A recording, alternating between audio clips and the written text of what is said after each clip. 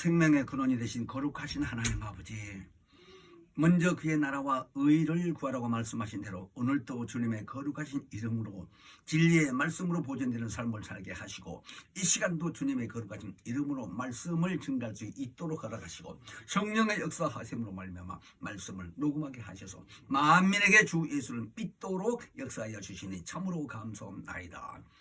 아버지, 녹음하는 그 끝나는 시간까지 하나님 영감을 풍성히 허락하사 새 영적 존재라는 주제로서 하나님 뜻을 깨닫고 증가할 수 있도록 성령께서 역사하여 주시기를 간절히 빌며 예수 이름으로 기도합나이다. 아멘.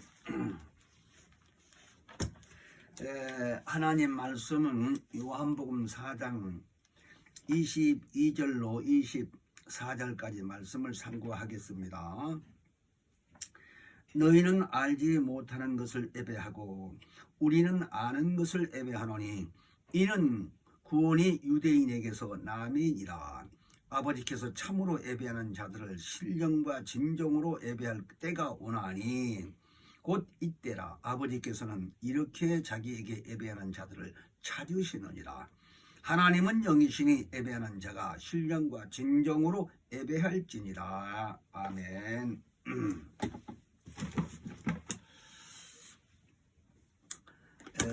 요한복음 4장 22절로 24절 말씀을 통해서 오늘 세 가지 영적 존재라는 의미로서 말씀을 대언해 드리겠습니다. 하나님은 영이십니다. 영이라고 하는 이 의미는 항구적인 존재란 의미로서 영원히 변함이 없다는 의미이시고, 하나님을 또 신이라고 하실 때는 신이란 그 의미는 인격을 의미하는 것입니다. 그래서 하나님을 신이다 또는 영이시다 이렇게 포함해서 말씀을 하게 되는데, 이 의미가 정말 얼마나 깊은지 그 뜻을 우리는 기록된 성경을 통해서 깊이 깨달아야 됩니다. 왜 제가 이 말씀을 먼저 드리냐 하면은요, 하나님은 수없이 들어도요 전지전능하시다 하는 의미를 자기 이 머릿속에요, 이 생각 속에 깊이 깨달아진 상태에서 말씀을 잘 받아들여야 돼요. 그런 마음을 지속적으로 가지고 있다면요, 그런 사람은 내 자신에서 내가 비교를 해봤을 때요, 정말 사회생활을 하면서도요 남에게 속일 수가 없고요, 거짓말 할 수가 없어요. 자기 양심을 정말 가책되는 일을 할 수가 없다 이거예요. 왜? 하나님 앞에서 생활하고 있다는 마음을 깊이 깨달아지면은 정말 자기 양심을, 저는 그런 경험을 많이 경험해 봤어요. 속일 수가 없어요. 그러니까 거짓말이라는 것을, 그러니까 웃으면서 뭐 이렇게 얘기를 한 것 같아도요 속이는 말을 할 수가 없어요. 정말 그런 걸 느껴봤습니다, 많이. 그래서 그 마음이요 기쁘고 이런 즐거운 마음으로 느껴질 때가 많이 있어요. 아, 성령이 이렇게 역사를 하시는구나 하는 거를. 예수 말씀 전하지 아니라도 혼자 생활하는데 어떤 때 그런 생각을 많이 해봅니다. 아, 정말 하나님 전지하시고 전능하시고, 그렇다고 해서 다 알고 계시는 분이시기 때문에 아이고 뭐 가난하게 살지 않도록, 뭐 어려움이 없도록 뭐 풍성히 물질 좀 줬으면 얼마나 좋겠어요? 그런 하나님이 아니에요. 나는 이미 신령한 복을 받았다고 자부하고 있습니다. 신령한 복을 받았어요. 하나님의 행복이 뭐예요? 신령한 복을 받는 게 하나님의 행복이에요. 그러니까 신령한 하나님의 말씀을 잘 듣고 깨달아지는 것 자체가요, 얼마나 감사해요. 정말 감사해요. 말로만 아니라 정말 감사하다고 그냥 신하고 싶어요. 그냥 정말로. 왜냐면 제가 지금 마귀론 강의를 이제 세 번째 시작을 하게 되는데요, 이 마귀론만 해도 한 30분 이상을 해야 되는데 성령에 대해서도 한 40분 했지요. 그 이전에 또 하나님 스스로 계신 분에 대해서 그 영광 중에 계신 분에 대한 내용을 감독님 책을 보고 깨닫고 기록된 말씀을 찾아서 그 내 것으로 만들어서 그 일이 얼마나 어렵고 얼마나 시간이 많이 걸려요? 그렇지 않겠어요? 아마 성경을 써보시고 뭐 이렇게 강의 안을 만들어 보신 입장이면 이해를 잘 하실 겁니다. 아니 설교하기 위해서 설교 준비만 하는 걸만 해도요 이해하실 거예요. 그런 의미를. 이 마기론을 마치게 되게 되면 한 8, 90분을 하게 되는데요. 강의 안을 이렇게 녹음한 거를. 대단하잖아요. 내가 내 자신을 생각해도 이건 교만한 의미로 말하는 게 아니라 하나님이 보고 계시다는 것을 느껴지니까요. 알고 계시다는 걸 느껴지니까 내가 복 받았구나 하는 걸 정말 자신감을 느껴져요. 왜? 예수님 공중재림 하실 때에 첫째 부활에 들려 올라가겠다는 이 소망을 가지고 끊임없이 저는 노력하고 있습니다. 그 마음을 모르시겠어요?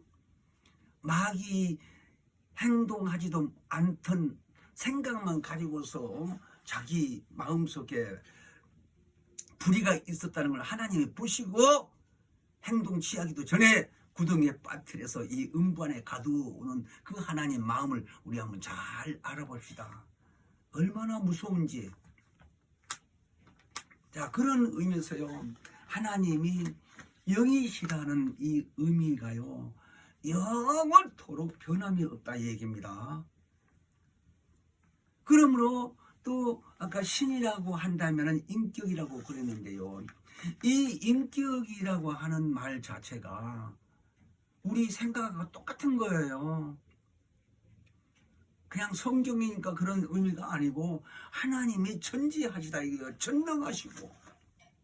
이 의미를 잘 이해를 한다면요, 어떤 면에서요 무섭다니까요. 두려워요. 그분 말씀대로 순종하지 못하게 되면. 그러나 그 하나님을 우리가요 잘 안다고 하면서도 내 뜻대로 산다는 의미는 아니고 육체가 연약하기 때문에 말씀 앞에 100% 순종하기가 어렵지요. 날마다 전도가 됩니까? 어렵잖아요.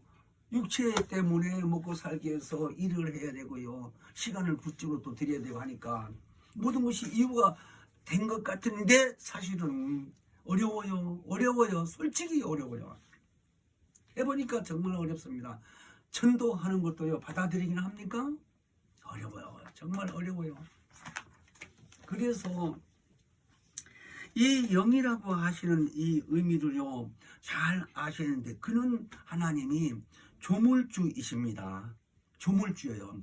그래서 사도행전 17장 24절로 쭉 보게 되면요, 우주와 그 가운데 있는 만유를 지으신 신께서는 하늘과 땅의 주인이라는 거예요. 지으신 주인이라는 거예요. 주인. 당신이 지었으니까 당신이 주인이죠.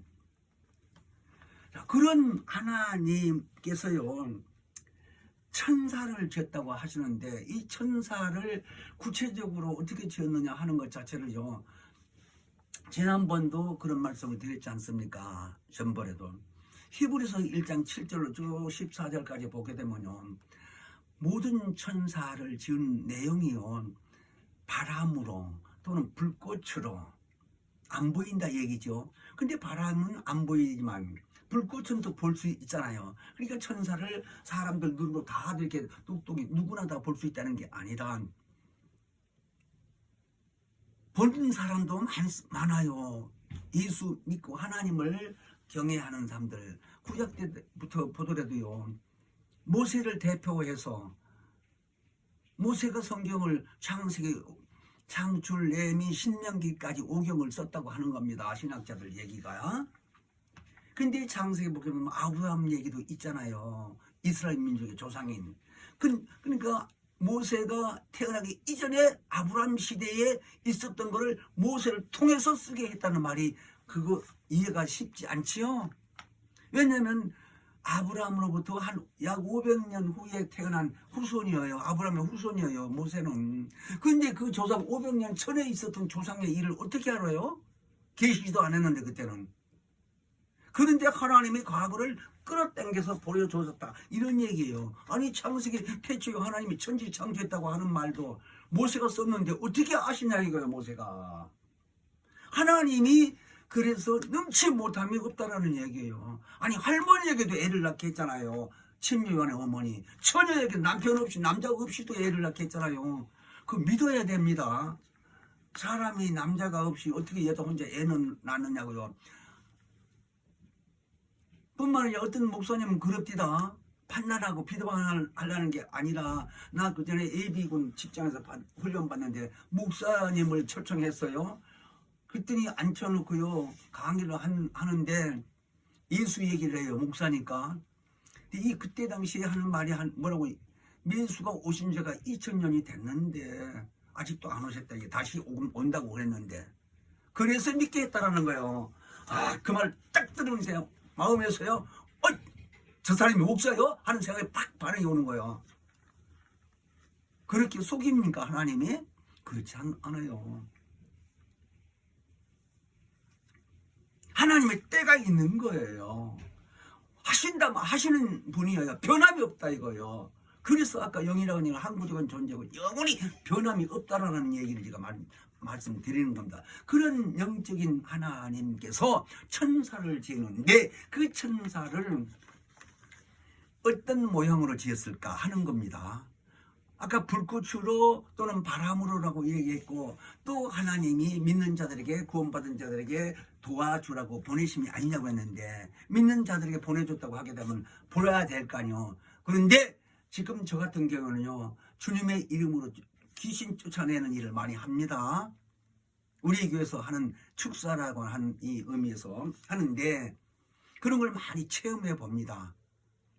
귀신들이 먼저 알아보고요 뿔뿔 떨고요 무섭다고. 왜 그럴까요? 저를 보고 무섭다는 게 아니에요.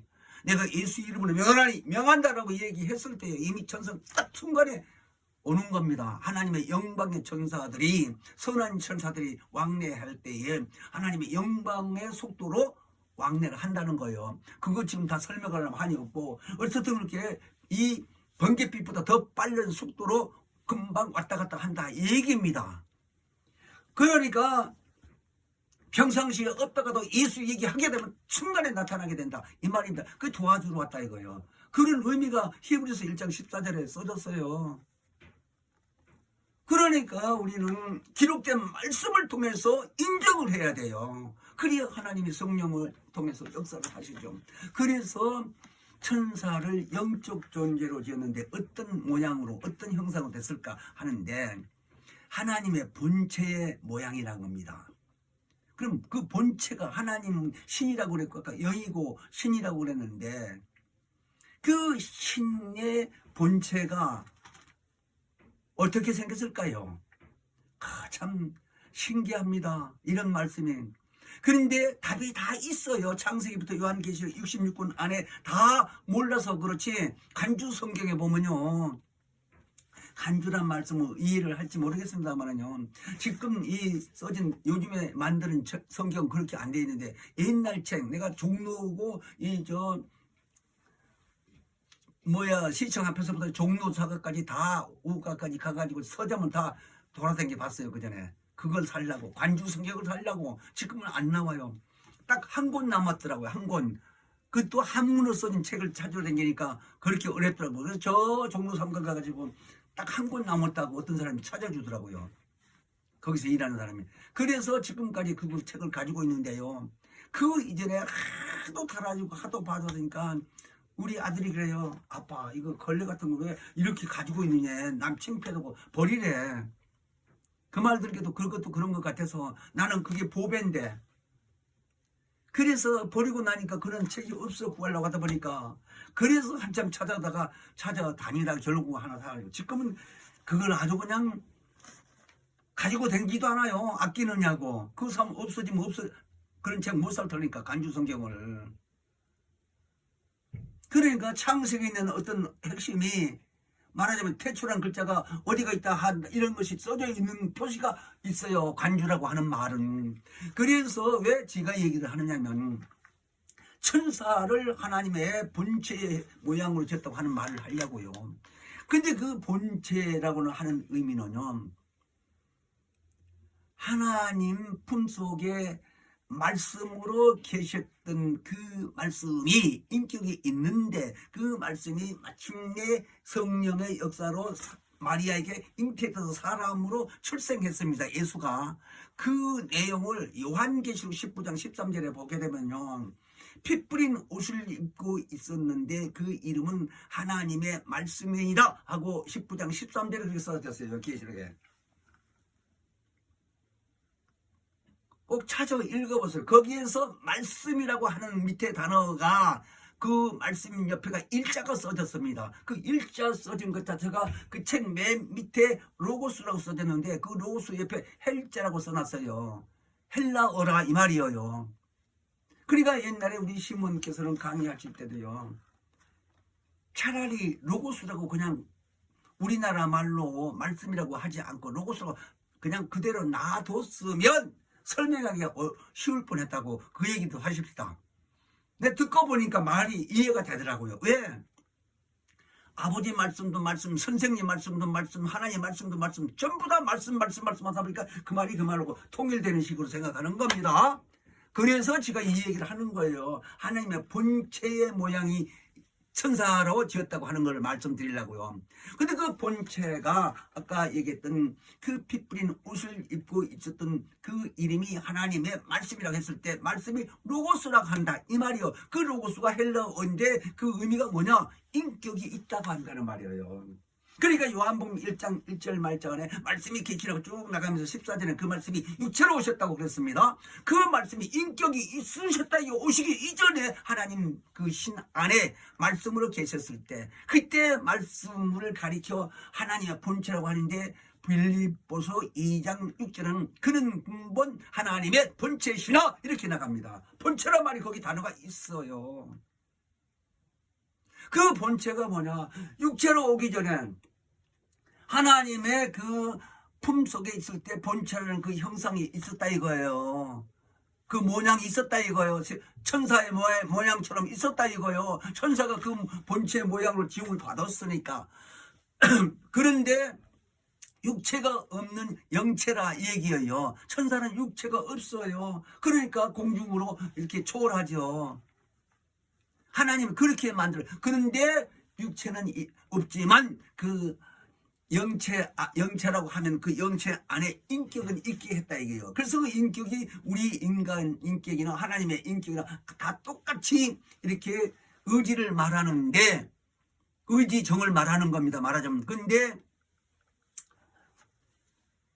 수용성이 있는가 하면 배타성이 있다 이거예요. 그러니까 하나님 명령에 받아들일 수도 있고 안 받아들일 수 있다 이거. 인격이라는 자체가 사람이나 천사는 똑같이 그렇게 지음을 받았습니다. 그러니까 우리 사람은 육체가 있는데 똑같은 영적 존재이면서도 천사는 사람 모양처럼 보인다면 모양처럼 보이는데, 일수 모양이니까 보이는데, 그래서 아까 바람처럼 불꽃처럼 이렇게 하는데 보이는데, 일단은 왜 육체가 없느냐 하는 거거든요.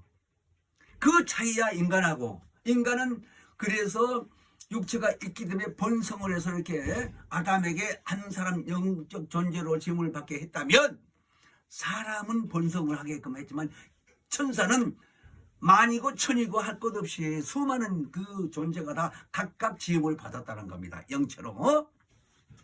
그런데 100% 영원히 없어지지 않는 영적 존재이니까 하나님 말씀에만 순종을 해야 되는데, 아까 배타성이 있다고 그랬죠. 그러니까 말씀을 듣고도 순종 안 할 수도 있고 불의가 드러날 수 있다 이거요. 자기 생각대로. 자, 그런 의미가 있어서 우리 인간도 똑같이 그런 마음이 있는데, 인간은 육체가 있기 때문에 돌이킬 수 있는, 회개할 수 있는 기회가 육체의 기간이요. 그러니까 사람은 그렇게 육체가 있어서 번성도 하고 괴로움도 많이 있겠지만 유리한 점이 바로 그거라 이거예요. 하나님 앞에서 돌이킬 수 있다는 것. 그래서 천사들은 수만이라도요, 일단은 각각 지음을 받았거니와 결론은 배타성과 수용성이라는 그 인격이 거기 있기 때문에 천사는 마귀가 된 그 루시엘 천사가 그 보좌 앞에서 불의가 드러난 거 아니에요. 그러니까 어느 천사고 다 똑같아요. 그 마음이 인격이 있다 이거예요. 이런가 하면은 그래서 이 하나님의 근본 그 본체의 모양으로 말할 때 영체라고도 한다 이거예요. 자, 그런 의미로 지음을 받았는데 그 말씀이 이 땅에 육체로 오셨잖아요. 성령의 역사에서. 그가 곧 인자다 이거 예수. 그래서 히브리서 1장 3절에는 하나님의 영광의 광채이요. 그 또 영광의 광채일 뿐만 아니라 본체라고 형상이라고 이렇게 말씀을 하셨습니다. 그런가 하면은 골로새서 1장 15절에도 그는 보이지 아니하는 하나님의 형상이라. 그러니까 그 본체가 예수로 나타났을 때는 하나님의 형상이다 이 말이에요. 거기 신이시고 아까 영이시고 하는 그 하나님이 몸으로 왔다는 말이 아닙니다. 그 안에 신이신 그 안에 있었던 말씀이 성령의 역사에서 육체로 아기 예수로 나타났다 이 말이에요. 그 나타났을 때는 하나님의 형상이라 이 말이에요. 그 신이신 하나님이 이렇게 변화돼 가지고 한 아들로 왔다는 이런 말이 아니에요. 그렇게 생각하면 구원도 못 받아요. 그 사람은. 미안하지만 성경이 그렇게 됐어요. 그래서 삼위일체를 모르면 말을 하기가 어려워요. 자, 그래서 그가 곧 이 땅에 오심으로 인해서 사도 바울이 또 고린도후서 4장 4절에는 그리스도는 하나님의 형상이다라고 했습니다. 그리스도를 예수를 인자로 오신 분을 가리켜 하는 말씀이니까 그가 하나님의 형상이라 이거요.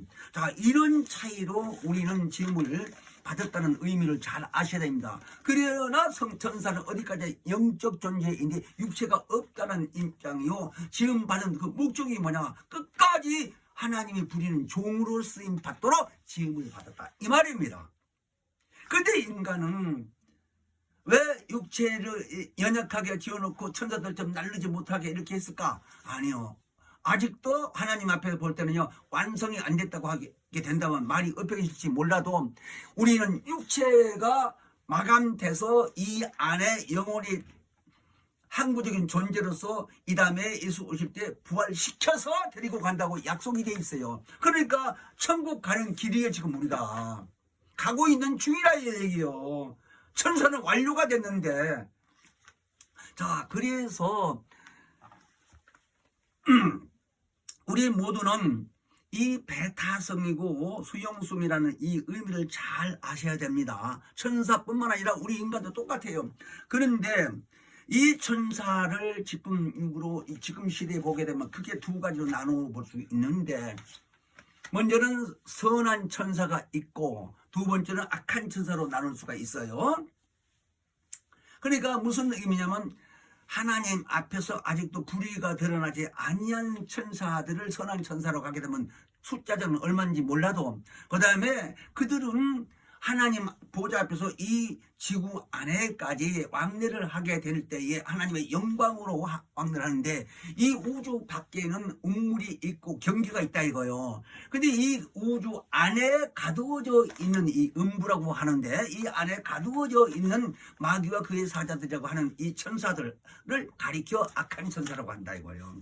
근데 이 악한 천사들은 우주 밖에까지는 왕래를 못해요.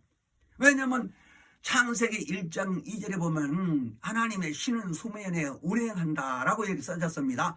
그 하나님의 신이 운행한다는 말은 그 선한 천사들이 음부 안에 가두어진 이 악한 천사들이 이 밖으로 우주 밖으로 나오지 못하도록 지키고 있다 이 말입니다. 쉽게 말하자면 그런 의미로 아시면 됩니다. 자, 어쨌든 천사는 여기까지 말해서 하나님의 부리는 종으로 육체가 없는 영적 존재다. 그러나 그 마음 안에 이 영체 안에 생각이 있는데 인격이요. 근데 그 영격이 아까도 얘기지만 배타성과 수용성이 분명히 있다라는 거. 의지가. 그냥 바보처럼 끌려다닌다는 말이 아니다 이거예요. 자기가 하기 싫으면 안 해요. 근데 안 하게 되면 영원히 지옥에서 고통받을 수밖에 없지요. 마귀처럼. 자, 그런데 우리 사람만큼은 그렇지 않습니다. 그래서 마태복음 25장 41절에 보면 사람을 가리켜요. 믿지 않는 사람을 가리켜 예수님 직접 말씀하시기를 저주받은 자들아 나를 떠나 마귀와 그의 사자들을 이하여 예비된 영영한 불에 들어가라 이렇게 말씀했습니다. 이 땅에서 예수님이 계실 때. 그러니까 믿지 않는 사람들은 지금 그때나 이때나 그 사람들은 다 영이 죽었다라는 거예요. 인간이 지금 다 영이 있지요. 그런데 그 사람들이 불신자를 가리켜 하는데 마귀 가는 곳에 너희들도 가라고 하는데 그 영영한 불이라는 곳은요. 계시록 요한계시록 20장 10절에 보면 유황불못이 있다라는 거예요. 영원히 꺼지지도 않는 유황불못. 쇳덩어리도 녹아지는 유황불못. 그 용광로는 쇳덩어리 녹이는 게 용광로 아니냐고요. 제철공사에. 그런 것처럼 영원히 꺼지지 않는 그 불에 들어가야 있는데 영이니까 타지지도 않고 없어지지도 않고 그 천사나 불신자들의 사후 존재가 그렇게 된다는 거예요. 무서운 얘기 아닙니까? 에이 그럴 수가 있어? 라고 생각할도 할 수 없어요. 있는 건 사실이니까. 아까 제가 의지를 말씀드렸죠? 배타성이 있고 수용성이 있다고. 듣고도 안 받아들인 사람은 그 사람 책임이요. 그럴 거 아니겠어요? 천사가 마귀 된 것처럼. 자, 그런 의미에서 우리 인간은요, 지을 때에 애당초 창세기 1장 26절부터 쭉 보면요, 남자와 여자를 동시에 지어서 같이 살면서 번성하고 땅에 충만하라. 그러면서 이 모든 세상 것도 다스리고 정복하고 너희 것으로 삼으라 하는 식으로 명하시면서 인간에게 이렇게 복을 준 겁니다. 만물을 다스리라고요. 자, 그런 사람들이 쭉 세상에 시간 단계니까 우리나라 땅에도 있었단 말을 좀 했으면 좋겠는데요. 나는 그 자료를 봤으니까요. 충북대학교에 교수들이 발굴했어요. 그래서 잠깐만 얘기하지요. 인고를 찾았는데 어느 분묘에서 찾아서 우리 기술로는 안 되니까 미국 캘리포니아 대학에 의뢰해가지고 인고를 복원 작업을 하겠다는 거예요. 그래가지고 사람뼈가 그대로 있는 것을 보내가지고 6년 후에 완성이 됐는데 사진을 보니까 완전히 온전한 사람인데 5살 난 아이, 남자 아이인데 4만 년이 넘었다라는 거예요. 거기까지만 얘기를 할게요. 그게 우리나라 땅 청주 대학교에서 발굴한 인골 작업을 그렇게 한 걸 내가 봤습니다. 자료를 있어요. 그래서 그때 그 무렵에 성남교회 와가지고 공부를 하다가요. 왜 내가 이 얘기를 하냐면 창세기 1장 26절 이하의 남녀를 만들어서 번성하게 해서 온 땅에 번성했는데 그 사람들은 그 시대는 영이 없는 인간이라고 하는데 창세기 6장 4절에 네피림이라는 단어가 나옵니다. 그 네피림이라는 거요. 그냥 네피림 뜻이 뭐냐? 몸집이 크고 대장부라는 거예요. 힘도 세고. 옛날 사람들 그러니까 떡대가 있었잖아요. 자, 그런 의미인데 그런 사람들이 온 세상에 많이 살았다는 거예요. 그런 중에서 한 사람을 끌어다가 하나님이 에덴 동산에 뒀다고 한 사람이 아담이라 이거예요. 그러니까 아담은 창세기 2장 24절에 부모가 있었다고 한 단어가 나옵니다. 그래서 부모를 떠나 아담을 가리켜 그리고 그 여자하고 한 몸이 돼서 같이 이루었다 생활했다 이거예요. 그가 하와요. 그러니까 하와가 아담에서 태어났다고 한 것이 좀 이상하게 생각하겠죠. 그러나 하나님이 아담을 잠재워 놓고 이 독촉하는 것이 좋지 아니어서 2장에 보면 창세기 2장에 보면 그래서 깊이 잠재워 놓고 갈비뼈를 치했다고 그렇게 기록되어 있어요. 근데 아담이 깨워보니까 여자가 하나 있거든요. 이건 내 뼈 중에 뼈 살 중에 사이로 끌어들이면 내 거라고 이렇게 취했다 이거요. 그러니까 이 얘기를요. 우리는 참 시몬 같은 분이 아니면 이런 말을 할 수가 없어. 아담을 에덴 동산에 끌어다 놓고서 생기를 아담에게다 불어넣었다고 창세기 2장 7절에 그렇게 기록이 되어 있습니다. 그런데 그 아담이라고 하는 그 사람에게 생기를 불어넣은 건 그렇게 기록이 되어 있는데 말라기서 2장 15절을 보게 되면 하나님의 영이 유효하실지라도 오직 하나만 짓지 아니하였느냐 어찌하여 하나만 지었느냐 이는 정결한 자손을 얻고자 함이라고 기록되어있습니다. 말라기서 2장 15절에 그 의미가 우리 인간을 지은 목적은 인자가 예수가 이 땅에 오시기 위해서 인간을 지었다는 거예요. 그래서 육체를 지은 거예요. 그러니까 인간이 예수 오실 지름길이요. 지름길 말하자면 그래서 오셨는데 그렇게 계획을 세우시고 생기를 만드신 영이 많이 있지만 하나님은 생기를 하나 만들어서 아담에게 집어넣었다 이거 먼저 그래 놓고 아까 잠들어 놓고 말하자면 갈비뼈를 취해서 여자를 만들었다고 하는 말은 더 이상 깊이가 성경 전체를 놓고 봤을 때 우리 시몬께서 영감을 딱 받으신 의미가 뭐냐 그 생기를 분리했다라는 거예요. 이해하기 어렵지요. 책까지 써놓으셨다니까요. 난 그거 보고 얼마나 울었는지. 왜 그 이전에 인자가 온 곳은 설교를 1년 내내 시리즈를 했어요. 매주마다 그걸 책이 나와서 저는 남을 가르치기까지 하던 사람이었었는데 나중에 그런 내용 책이 나왔다 이거요. 나오고 온 것은 후에 읽어보고 이런 책이 또 나왔구나 하고 얼마나 감사한 마음이 느끼는지 막 퍽퍽 울었어 혼자 책을 보다가. 그런 경험도 해봤습니다. 그런데 그 아담에 있는 영 깊이 이 사람에게 말합니다. 이렇게 잠재워놓고 영을 불려서 여자라는 사람을 만들고 여자하고 말하자면 아담하고 함께 이 영을 나눠놨다 이런 얘기요. 쉽게 말하자면 그걸 나는 확실히 100% 믿습니다. 왜? 답이 있으니까 성경에 그 창세기 6장 1절부터 4절까지 보면요.